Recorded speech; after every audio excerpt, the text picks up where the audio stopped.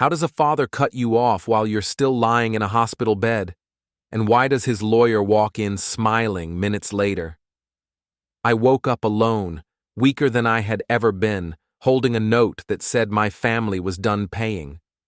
What none of them expected was that the man they abandoned was still tied to something they could not touch. As the story unfolds, take a moment to like, hit the hype button, subscribe, and write in the comments. Would you forgive them or walk away? The fluorescent lights above my hospital bed hummed with a frequency that made my teeth ache. I blinked against the brightness, my body protesting every small movement. The IV drip in my arm felt heavier than it should have, and the room smelled of disinfectant and something else. Abandonment, maybe.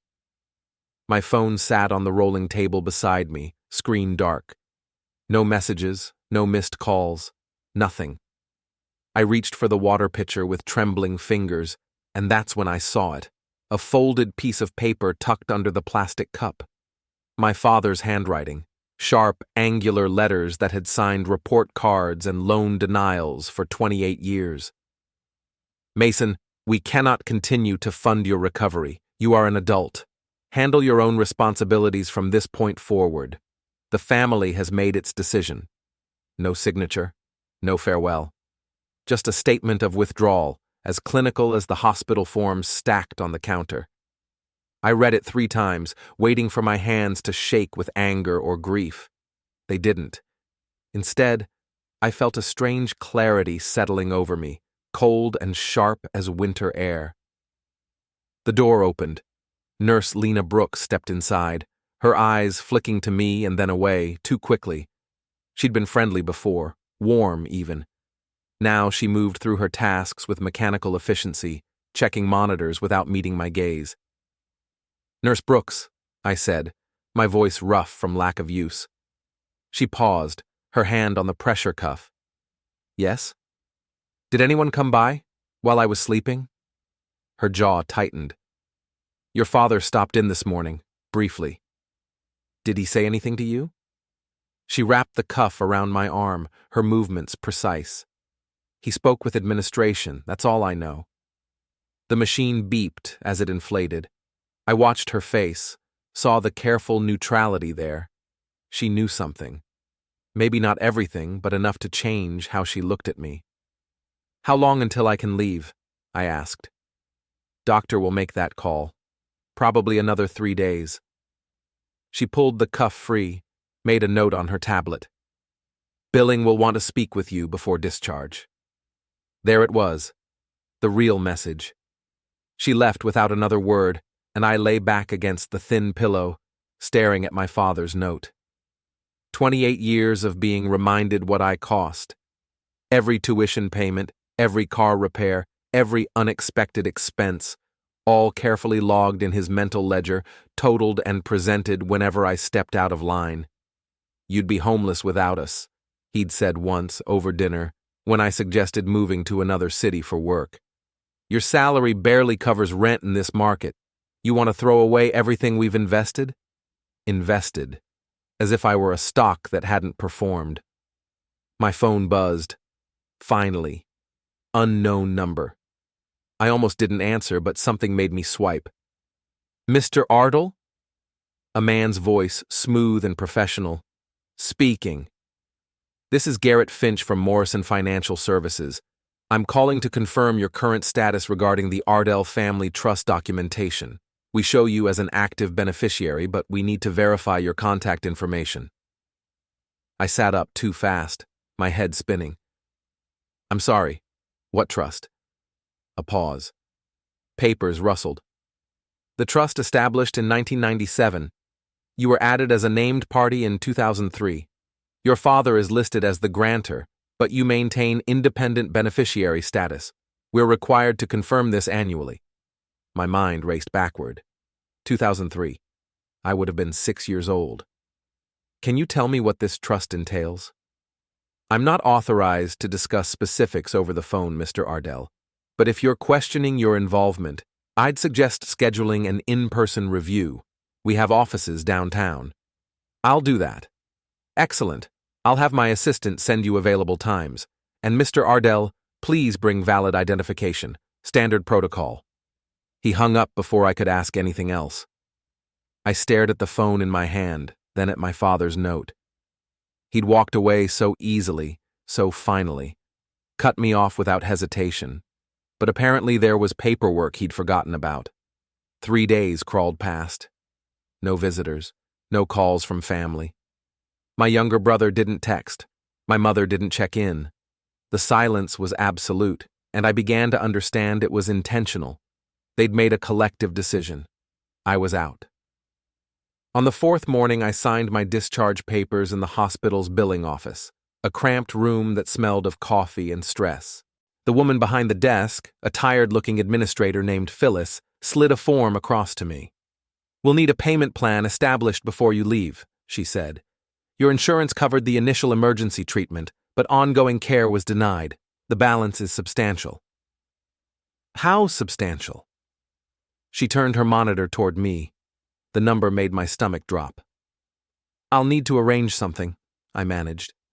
"We can set up monthly installments, but we require a guarantor if you're currently unemployed."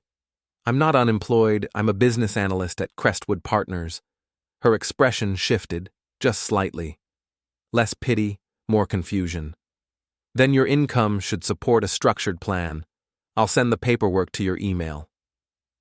I signed where she indicated, my hand steadier than I expected. Control. That's what my father had always wielded. Money as leverage, dependency as a chain. He'd taught me that the person holding the checkbook held all power. What he never considered was that I'd spent 10 years watching him operate, learning his tactics, understanding how he measured worth. I took an Uber back to my apartment, a modest 1-bedroom in a neighborhood my father called transitional. The building wasn't fancy, but it was mine, paid from my salary, not his account. Inside, I dropped my bag and went straight to the desk in the corner. My laptop sat closed, patient.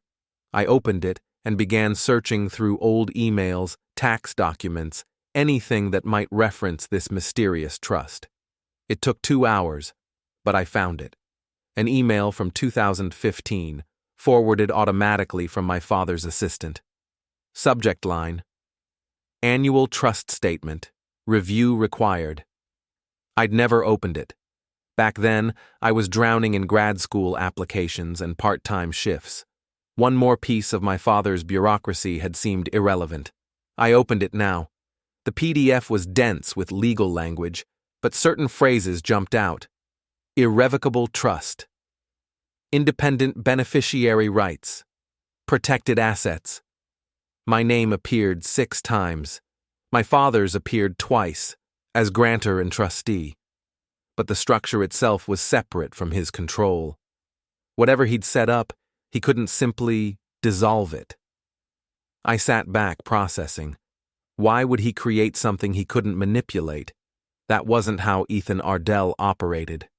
Every gift came with strings, every support with conditions, unless he hadn't understood what he was signing. My phone rang. Unknown number again. "Mr. Ardel, this is Morrison Financial. We have an opening tomorrow at 2 p.m. if you're available." "I'll be there." "Excellent. Conference room C. Please bring 2 forms of identification and any trust-related documents you currently possess." I agreed and hung up, then immediately searched the company. Morrison Financial Services specialized in estate management and fiduciary services. High-end, discreet, the kind of firm that managed old money. Why was my name connected to them?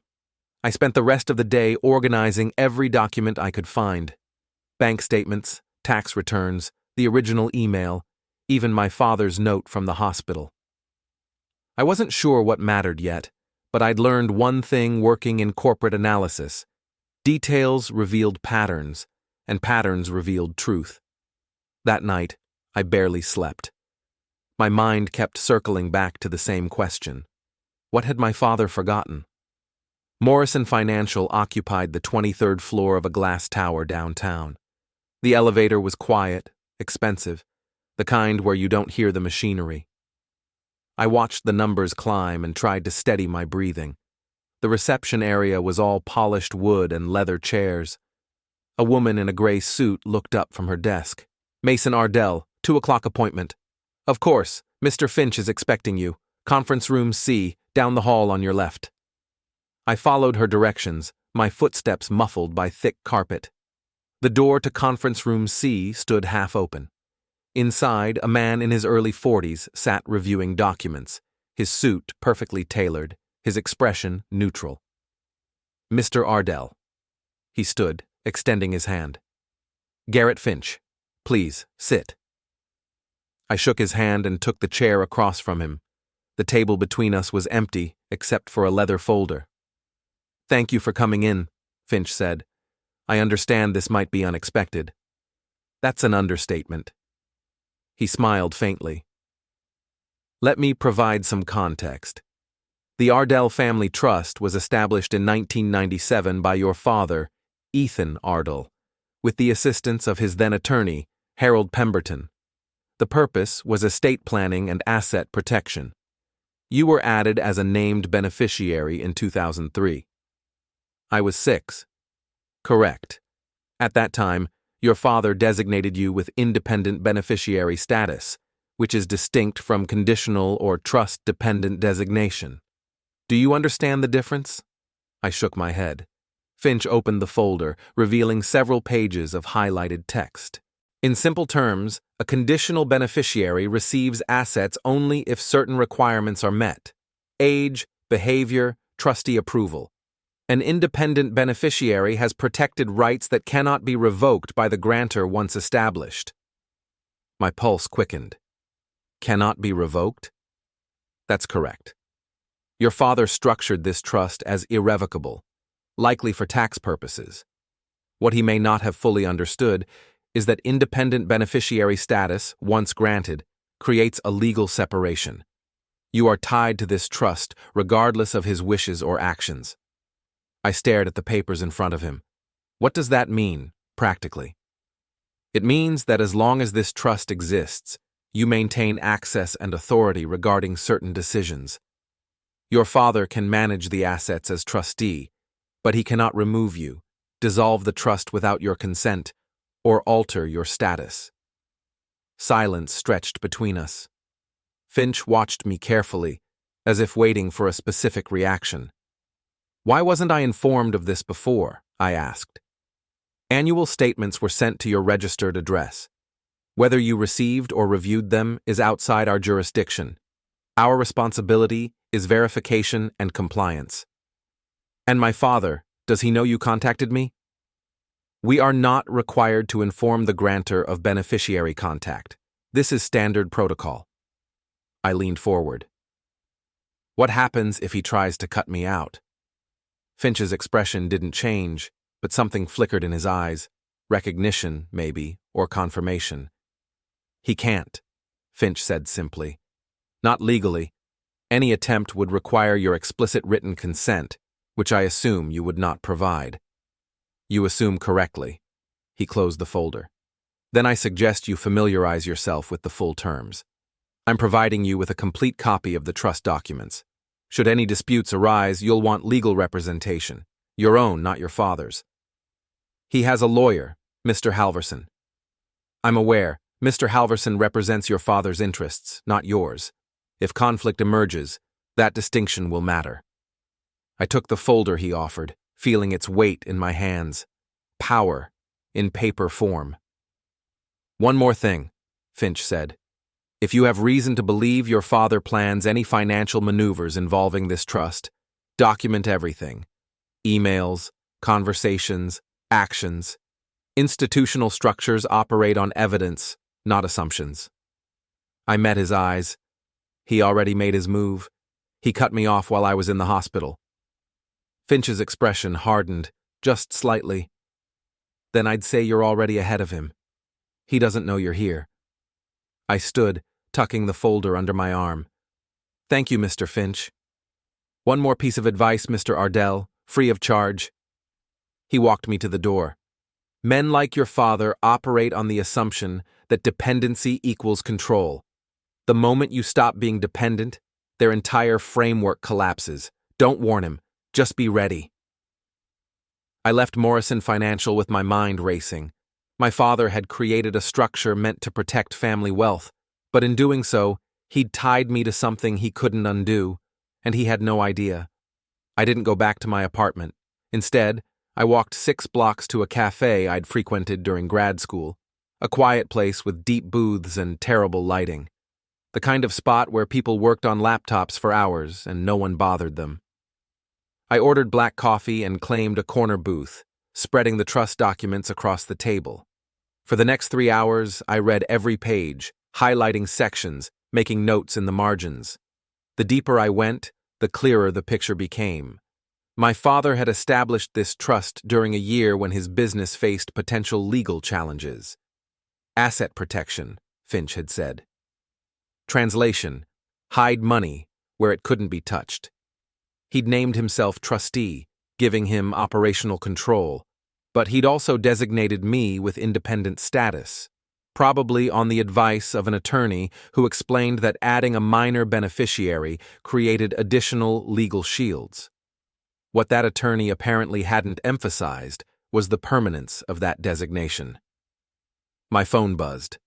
A text from an unknown number. Mason, this is Lena from the hospital. I probably shouldn't be reaching out, but I thought you should know. Your father came by yesterday asking about your discharge status and financial arrangements. He seemed surprised we'd already processed you out. Just thought you'd want to know. Delete this after reading. I stared at the message. He was checking on me. Not out of concern, out of strategy. He wanted to know my position, my stability, whether his abandonment had worked as intended. I deleted the text as requested, then opened my work email. Tomorrow was Monday. I'd been out for a week, but my projects were manageable. My supervisor, a sharp woman named Patricia Sloan, had sent a brief note wishing me well and assuring me my workload was covered. No demands, no pressure. Just professionalism. It struck me then how different that was from my father's approach. At work, I was valued for output and reliability. At home, I was measured by cost and compliance. I closed the documents and pulled out my phone, opening a new note file. Then I began listing everything I knew. Trust established 1997, modified 2003. Independent beneficiary status granted, irrevocable. Father lacks authority to remove me or dissolve without consent. Father attempted abandonment via hospital, unaware of trust implications. Father now monitoring my status, checking for vulnerability. Lawyer, Mr. Halverson, represents father, not me. Potential conflict of interest. Morrison Financial, neutral institutional party, bound by legal structure. Below that, I added a second list. Next steps: secure independent legal representation. Document all communications with father. Prepare for confrontation, not emotional, strategic. Do not reveal knowledge of trust until optimal moment. I photographed both lists, saved them to an encrypted cloud folder, then deleted the note from my phone. Paranoid? Maybe. But my father hadn't built his wealth by trusting people. He'd built it by controlling information. I could learn from that. The cafe began to empty as evening approached. I packed up the documents, slipped them into my bag, and headed out into the cooling air. My apartment felt different when I returned, less like a refuge, more like a command center. I spent the rest of the night researching attorneys who specialized in trust disputes and fiduciary law. By midnight, I had 3 names, all highly rated, all experienced in cases involving family conflict. I'd call them Monday morning. My father had always told me I lacked discipline, that I drifted through life without purpose or strategy. He'd measured me against his own ruthless efficiency and found me wanting. What he'd never considered was that I'd been watching him, learning, waiting, and now he'd given me exactly what I needed, a reason to stop pretending I needed him at all. Monday morning, I returned to Crestwood Partners for the first time since my hospitalization. The office occupied 3 floors of a mid-rise building, all open-plan workstations and glass-walled meeting rooms. My desk sat near the window, overlooking a courtyard that had been under construction for 2 years. Patricia intercepted me at the elevator. "Mason, good to see you back. How are you feeling?" "Better. Thank you for covering my accounts." "Of course. Let's do a quick catch-up in my office." I followed her to a small, tidy space lined with project binders. She gestured for me to sit. "Your workload is current," she said, pulling up a spreadsheet on her monitor. Daniels and Garrett handled the Mercer analysis, and I reassigned the quarterly forecast to Chen. "You're clear to ease back in." "I appreciate that." She studied me for a moment, her expression thoughtful. "You've been with us 4 years, Mason. Reliable, thorough, no drama. I don't know what happened, but if you need accommodation, schedule flexibility, remote days, let me know. We'd rather keep good people than lose them to recovery stress." Something in my chest loosened. This was what professional respect looked like. No lectures, no conditions. Just support. "I'll keep that in mind," I said. "Thank you." Back at my desk, I spent the morning sorting emails and project updates. My phone sat beside my keyboard, silent. No calls from family, no texts. The silence was its own message. At lunch, I stepped outside and dialed the first attorney on my list. "Law offices of Sterling and Kay. How may I direct your call?" "I'd like to schedule a consultation regarding a trust dispute. My name is Mason Ardel." "One moment, please." Hold music played for 30 seconds. Then a woman's voice came on. "This is Diane Kay. You're inquiring about a trust matter?" "Yes. I'm named as an independent beneficiary in a family trust, and I believe the grantor may attempt to challenge my status or access. I need to understand my legal position." "Understood. Are you currently in conflict with the grantor?" "Not openly, but I expect that to change." A pause. "How soon can you come in?" "I have an opening tomorrow at 4. "I'll be there." She gave me the address, and we hung up. One step closer. That evening, I sat at my desk reviewing the trust documents again, this time with a legal pad beside me. I made notes on every clause, every designation, every phrase that might matter in a dispute. The trust assets weren't enormous, mid-6 figures from what I could tell. But it wasn't about the money. It was about the structure. My father had locked himself into a system where I held leverage, and he didn't know it yet. My phone buzzed. A text from my mother. The first contact in 8 days. "Your father wants to meet. Family discussion. Thursday evening, 6 p.m., our house. Be there." No greeting. No inquiry about my health. Just a summons. I typed a response, then deleted it. Typed another, deleted that too. Finally, I settled on, "I'll be there." She didn't reply. I stared at the message thread, years of terse exchanges scrolling upward. My mother had never been warm, but she'd never been cruel either.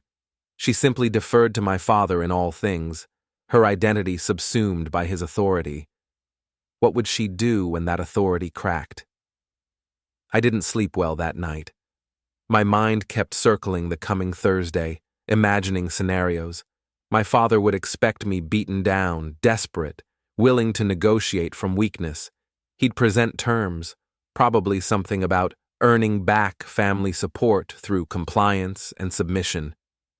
He'd expect me to accept because I always had before. But this time, I had documents in a folder, an attorney consultation scheduled, and a trust structure he couldn't touch. This time, I could say no. And mean it. Tuesday at 4, I sat in the reception area of Sterling and Kay, a boutique firm housed in a renovated brownstone. The space felt deliberately understated, expensive without showing off. Diane Kay was younger than I expected, maybe 40, with sharp eyes and a handshake that communicated competence. She led me to a small conference room and gestured for me to sit. "Tell me about your situation," she said, opening a legal pad. I walked her through everything. The hospital abandonment, the trust discovery, the upcoming family meeting. She listened without interrupting, taking notes in precise shorthand. When I finished, she set down her pen. You're in a stronger position than you realize. Independent beneficiary status in an irrevocable trust is about as protected as it gets. Your father can posture, but he can't act without your consent. What if he tries anyway? Then he'd be in breach of fiduciary duty. As trustee, he's legally obligated to act in the trust's best interest, which includes respecting beneficiary rights. If he attempts to circumvent that, we file for removal and petition the court to appoint a neutral trustee. How long would that take? Months, potentially. But the moment we file, his authority is frozen pending review. He can't make any significant moves without court approval. I absorbed that. So, the threat itself is leverage. Exactly. Men like your father operate on assumption of dominance. The moment you demonstrate legal backing, the entire dynamic shifts. She leaned forward. Here's what I recommend. Attend your Thursday meeting. Say nothing about the trust unless he brings it up. Let him make his demands. Record everything if legal in your state. One-party consent state, I confirmed. Good. Record it. Let him speak freely. If he makes threats, implies coercion, or attempts to force your compliance, that's evidence. Then you bring that recording to me, and we prepare a formal response. What kind of response? A letter asserting your beneficiary rights, demanding full accounting of trust assets, and putting him on notice that any attempt at removal or coercion will result in litigation. It's a warning shot. Most trustees back down when faced with actual legal action. And if he doesn't? Her smile was cold. Then we go to court, and he loses, publicly. I left her office with a retainer agreement signed and a clear plan. The meeting was 2 days away. I had time to prepare, to steady myself, to remember that I wasn't walking in defenseless. That night, I tested my phone's recording app, making sure it captured clearly. I drafted talking points, things I'd say, ways to redirect questions, phrases to use if my father tried to provoke me. I would not be emotional. I would not be defensive. I would be calm, and that would unsettle him more than any argument. Thursday arrived with gray skies and a chill that felt appropriate. I left work early, drove across town to the house I'd grown up in, a large colonial in a gated community, all manicured lawns and silent streets.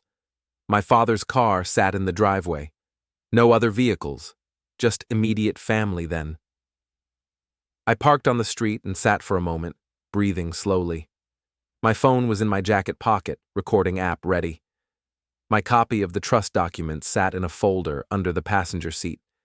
I wouldn't bring them in unless necessary. I walked to the front door and let myself in. The house smelled the same, wood polish and my mother's lavender candles. I could hear voices in the study, my father's low rumble, my mother's softer replies. I stepped into the study doorway. My father sat behind his desk, my mother in the chair beside him, a united front. "Mason," my father said, "sit." I took the chair across from them, feeling the familiar weight of his gaze. "We need to discuss your situation," he began. And I pressed record.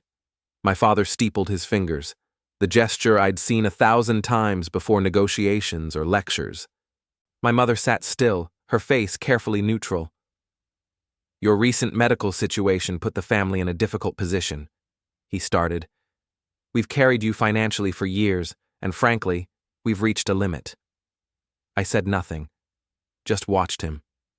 He continued, "You're 28. You should be self-sufficient by now.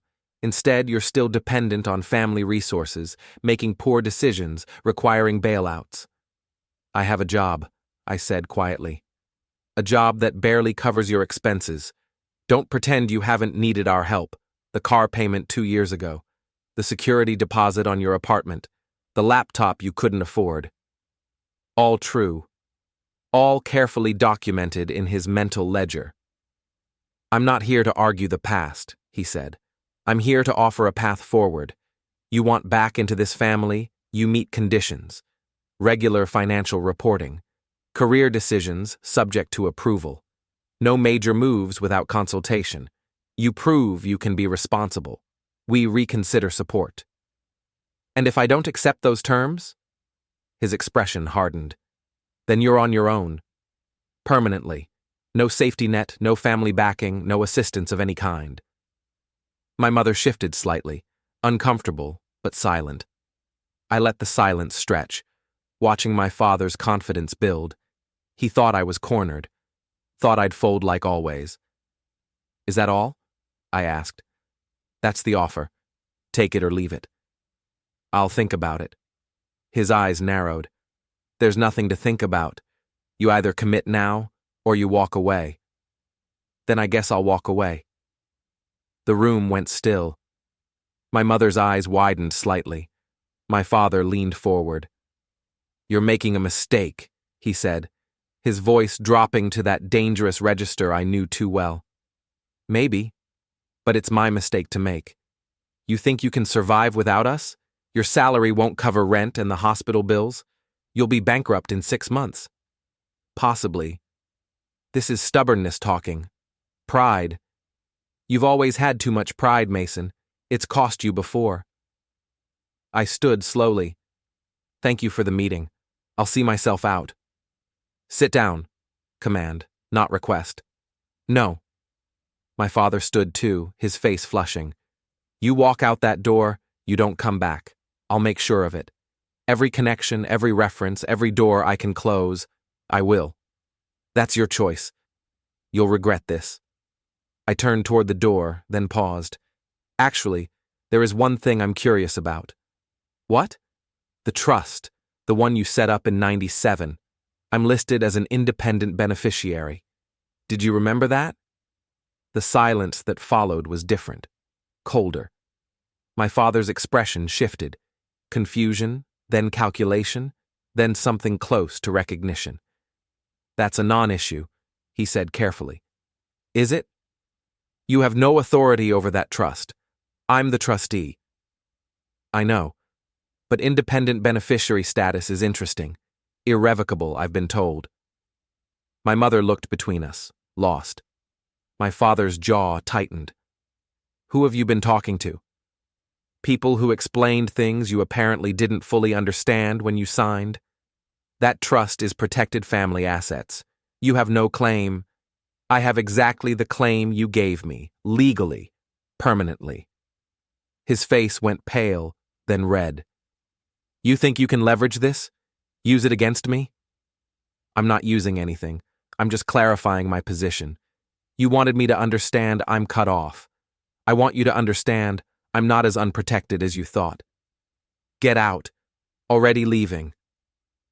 I walked out of the study, through the foyer, out the front door. My hands were shaking, but my voice had stayed calm. Behind me, I heard my father shouting something, my mother's voice rising in confusion. I got in my car, ended the recording, and drove away. 3 blocks later, I pulled over and sat, letting the adrenaline drain. I'd done it. Stood up, walked out, made it clear I wasn't negotiating from weakness. And I'd seen my father's face when I mentioned the trust. He'd remembered, and he was scared. Friday morning, I sent the recording to Diane K. along with a summary email. By noon, she called me back. This is textbook coercion, she said. Threats of financial ruin, social isolation, professional sabotage, all documented. We can use this. What's the next step?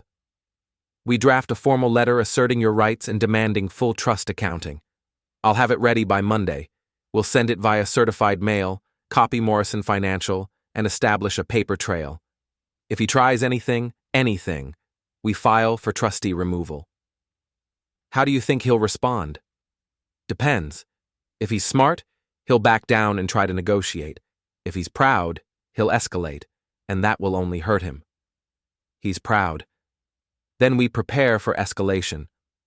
I spent the weekend organizing documents, backing up files, preparing for whatever came next. My apartment felt smaller, the walls closing in with anticipation. Monday afternoon, I received an email from Morrison Financial. Subject, Trust Accounting Request, Formal Notice. Diane had moved fast. Tuesday morning, my father called. I didn't answer. He called again, then texted, We need to talk. This is getting out of hand. I didn't respond. Wednesday, a voicemail from Mr. Halverson, my father's attorney. Professional, clipped. Mr. Ardel, this is Lux Halverson. I represent your father in trust matters. I'd like to schedule a meeting to discuss resolution options. Please contact my office at your earliest convenience. I forwarded the message to Diane. Her response came within the hour. Do not engage directly. All communication goes through me now. Thursday, another email, this time from Halverson directly, CCing Diane. Ms. K, I propose a mediation session to resolve this matter without litigation. My client is willing to discuss terms. Diane's response was swift. Mediation acceptable, but only after full trust accounting is provided and my client's beneficiary status is formally acknowledged in writing. No negotiation on those points. Friday, the accounting arrived. Thick packet, professionally bound, showing every asset, every transaction, every detail of the trust's holdings. I read it twice. The numbers were exactly what Morrison had indicated. Mid-six figures, conservatively invested, growing slowly over time. But there was something else. A series of withdrawals over the past 5 years, each marked trustee administrative fees. I showed them to Diane. Her expression darkened. These are excessive. Trustees can charge reasonable fees, but this is 10% annually. That's not reasonable. That's self-dealing. Can we challenge it? Absolutely. This strengthens our position. He's been using the trust as a personal fund, violating fiduciary duty. The pieces were falling into place. My father hadn't just forgotten about my beneficiary status. He'd been quietly draining value, assuming no one would ever check. Now someone was checking. What's our move? I asked. We take this to the mediation and demand restitution. He either pays back the excessive fees, or we go to court and make it public. How much leverage does that give us? Enough to end this. Trust me. The mediation was scheduled for the following Wednesday at a neutral law firm downtown. Diane and I arrived 15 minutes early, taking seats in a stark conference room with a long table and pale walls. My father arrived exactly on time, Halverson beside him. They took seats across from us, the space between us feeling like a canyon. A mediator, an older woman named Phyllis Grant, sat at the head of the table. Thank you all for coming. The goal today is resolution without litigation. Let's begin with opening statements. Mr. Halverson? Halverson cleared his throat. My client established this trust for estate planning purposes. His son's recent actions suggest an attempt to weaponize legal technicalities for financial gain. We're here to find reasonable middle ground. Diane's voice was ice. My client is exercising his legal rights as a protected beneficiary. His father's attempt to coerce him into relinquishing those rights, combined with years of excessive trustee fees that violate fiduciary duty, constitute the actual misconduct here. My father's expression hardened. The mediator looked between them. Let's focus on specific issues. Ms. K, you've raised concerns about trustee fees. Can you elaborate? Diane slid copies of the accounting across the table. Over 5 years, Mr. Ethan Ardel has withdrawn 10% annually as administrative fees. Industry standard is 1 to 2%. He's taken nearly $50,000 beyond reasonable compensation. Halverson scanned the document. Trustee fees are discretionary. Within reason, Diane interrupted. This is self-dealing. If we go to court, a judge will see this as breach of fiduciary duty and remove him as trustee. We're offering him the opportunity to settle quietly. My father finally spoke. This is extortion. No, I said, my voice calm. This is accountability. His eyes snapped to me. You're making a mistake. Family doesn't do this to family. You abandoned me in a hospital and demanded I submit to control. You started this. I raised you, paid for everything. I owe you nothing. You used money to manipulate, and when that stopped working, you tried intimidation. But you forgot about the one thing you couldn't take back. Silence stretched. The mediator glanced between us, sensing the deeper currents. Halverson shifted uncomfortably. Perhaps we can discuss terms, adjusted fees going forward, mutual release of claims. No, Diane said. Restitution of excessive fees, acknowledgement of beneficiary rights, and replacement of trustee with a neutral party. Those are the terms. My father's face went white. You want to remove me from my own trust?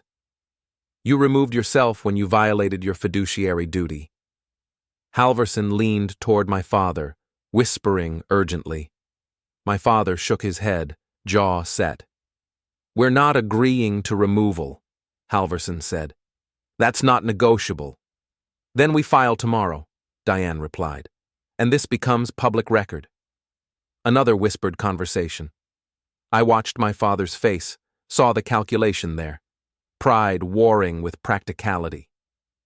Finally, he spoke. What if I resign voluntarily, step down as trustee, return the excess fees, but keep this out of court? Diane looked at me. I nodded. Acceptable, she said. We'll draft terms. Resignation effective immediately, restitution within 30 days, Morrison Financial assumes trustee role. Halverson made notes. We'll need to review language. I'll send it by end of day. Sign or prepare for litigation. The mediation ended 20 minutes later. Papers were exchanged. Timelines set. My father didn't look at me as he left. I walked out of that building feeling lighter than I had in years. The documents were signed the following Tuesday. My father resigned as trustee, returned $48,000 in excessive fees, and Morrison Financial took over management. I received confirmation via email, clinical, and final. That evening, I sat in my apartment reviewing everything that had happened. 3 weeks ago, I'd woken up alone in a hospital, holding a note that said I was cut off. Now I sat with trust documents, legal backing, and freedom from a man who'd used dependency as a weapon for 28 years. My phone buzzed. Morrison Financial, requesting a meeting to discuss trust administration and long-term planning. I scheduled it for Friday. Thursday night, I received one final text from my father. You've made your choice. Don't expect anything from us again. I read it twice, then deleted it. Friday afternoon, I sat in Conference Room C at Morrison Financial, across from Garrett Finch and 2 associates. They walked me through asset allocation, growth projections, distribution options. I listened, asked questions, made decisions. For the first time in my life, I wasn't asking permission. I was taking control. When the meeting ended, Finch walked me to the elevator. You handled this well, he said. Not everyone stands up to family pressure. I didn't have much choice. There's always a choice. You made the right one. The elevator doors opened. I stepped inside, turned to face him. Thank you for the call that started this. He smiled faintly. Just doing my job. The doors closed. I left the building and walked out into the afternoon sun. The city moved around me, indifferent and loud. I felt nothing like triumph or vindication. I felt free. My father had spent decades using money as control, believing it made him untouchable.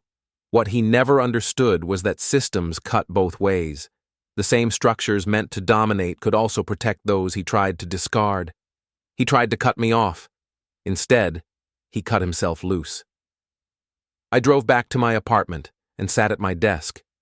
The folder of trust documents lay closed beside my laptop. I didn't need to open it.